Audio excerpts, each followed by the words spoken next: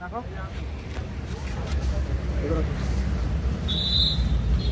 ছিল এখানে কয়জন ছিল তোমরা কয়জন ছিল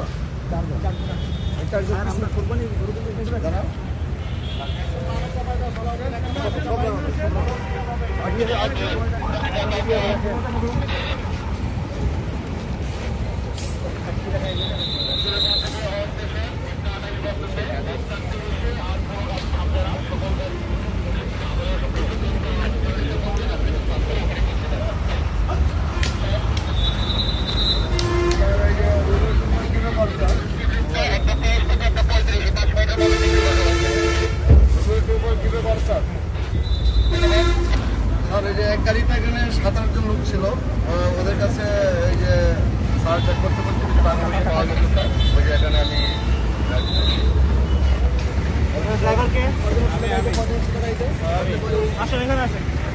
আমার কিছু কোর্স নিয়ে আসেন এখানে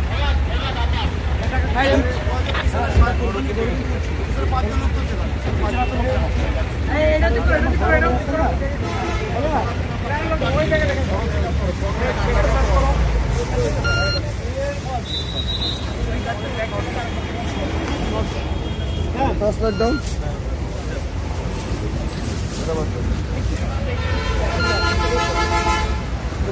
একটা লোক গাড়িতে উঠতে পরে বলো কত পরে বলো দেখো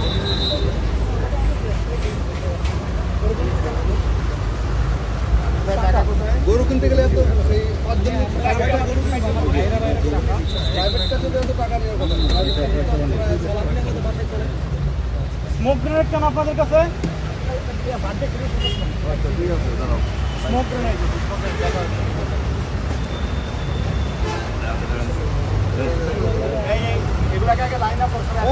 ড্রাইভারগুলোকে আগে আমার ফোন থেকে একসাথে লাইন আপ করবো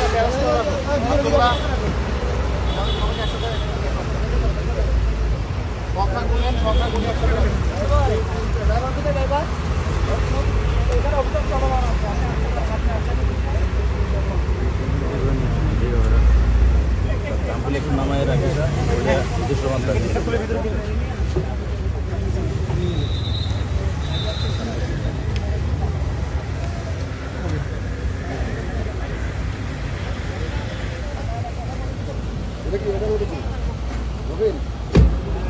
পকেট টকেটগুলো ভালো মতো চেক করে কোথায় কয়জন আছে এই গাড়িতে কয়জন ছিল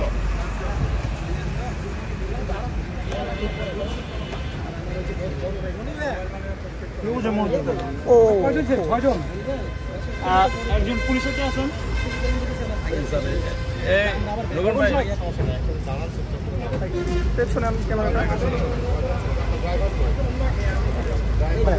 আপনিও তো জুম দিতে পারেন কিছু না আমরাও নেই ভেতরে চেক করে দেখুন সামনে সামনে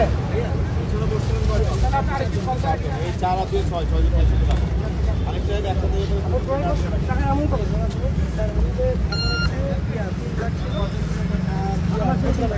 6 লাখ এই ঈদে জামা জুতো অ্যাক্সেসরিজের ডিসকাউন্ট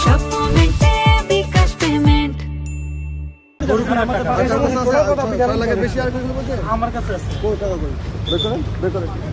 আমরা স্যার মণিপুর আপনার কয় লাগে না 1,75,000 অরিজিনাল নাই স্যার না 1,75,000 তোমাদের টাকাটা হিসাব মিলাও না টাকা পরে ওনার মুখে যেটা বলছে সেটার সাথে মিলাই দিচ্ছি 12 জনকে একসাথে করে রাখেন 3 জন জমিতে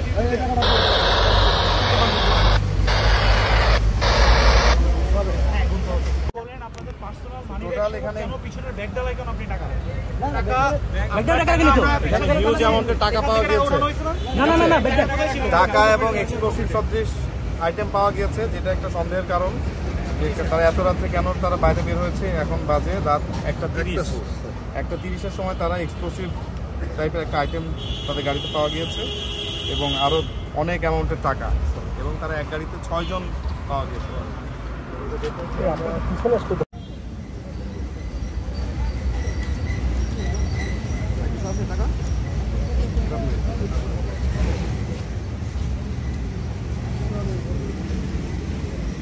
আপনি পুরাটাই তাই তো 3 লাখ হলো একজনের।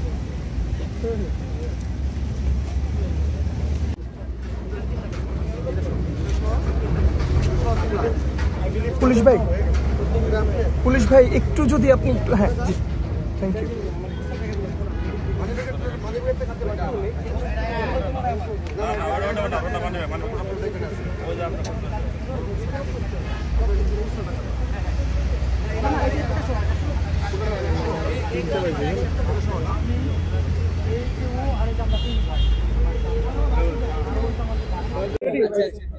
নামটা বলেন। আজি মোহাম্মদ জিলানী মিয়া। আপনি কোনো পদে ছিলেন, পলিটিক্যাল কোনো পদে? না না ছাত্রলীগ, যুবলীগ, না, না, না। বিএনপি? আমি একজন সাধারণ মানুষ, সাধারণ জনগণ। আমি মানে গরু কেনার উদ্দেশ্যে আমরা বড় ভাই ছোট ভাই মিলে আমরা সিরাজগঞ্জের উদ্দেশ্যে রওনা দিয়েছিলাম। প্রতি মঙ্গলবারে চান্দাইগোনা হাট বসে, তো ওই হাটের উদ্দেশ্যে আমরা রওনা দিছি। তো আমরা আমিন বাজার চলে গেছিলাম। ব্যবসায়ী? না না না, আমি গরু গরু কেনার জন্য কিনতে যাচ্ছিলেন? এই 6-7টার মতো গরু কিনবো আমরা কোরবানির জন্য, আমরা 4 ভাই মিলে। তো আমরা মণিপুর থেকে মিরপুর 2 নম্বর থেকে আপনার সিরাজগঞ্জের উদ্দেশ্যে রওনা দিছি। তো এখানে আমিন বাজার যাওয়ার পরে আমার ভাইয়ার এই যে পেশার সমস্যা দেখা দেয়, আবার আমরা ব্যাক করি, এই 2 নম্বর থানার অপোজিটে আসি। তো এই যে চেকপোস্টে মানে সেনাবাহিনী মানে ওনারা আমাদের চেক করছে গাড়ি। তো চেক করার পরে এত রাত্রেবেলা এতগুলো টাকা, তো ওনাদের একটা সন্দেহ তৈরি হয়। তো পরবর্তীতে ওনারা দেখে সবকিছু আমাদের যাচাই বাছাই করলো যে না, আমরা কোনো অবৈধ কাজের সাথে জড়িত না। তো সেনাবাহিনী ভাইদের সহযোগিতায় আমাদেরকে ছেড়ে দেয়, আমাদের টাকাগুলো সবকিছু বুঝিয়ে দেয়।